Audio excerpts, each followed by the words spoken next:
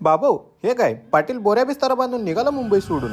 आता असं काय नाही, पाटील चाललाय हक्काच्या सुट्टीवर गावाकडे जायचं म्हणलं पाटील बेकार खुश. मग काय झटपट पटापट करत बॅग भरून हुसेन बोलच्या स्टाईलनं पाटील निघाला मजुरी करायला. तेवढ्याच पोटल्याचं मिस कॉल म्हणजे पाटील इकडे पोटात कवयांची T20 चालू झाली जरा बघा. मग काय दिला वाडा सांबर हाणून दिवसभराची मजुरी संपून मोठ्या मोठ्या पावलांनी बड्या बड्या ढेंगा टाकत पाटील पोचला डायरेक्ट CST ला. मग काय सीट भेटता पाटील लॉग आउट आणि डायरेक्ट कुंभकर्ण मोड ऑन. सकाळच्या अंधारात ट्रेन पोचल्यावर काय ती गावाड बेकार थंडी.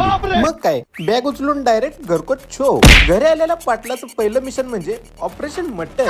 एकदम कवळ आणि नाद्या मटन उचलून घरी शिजायला टाकलं.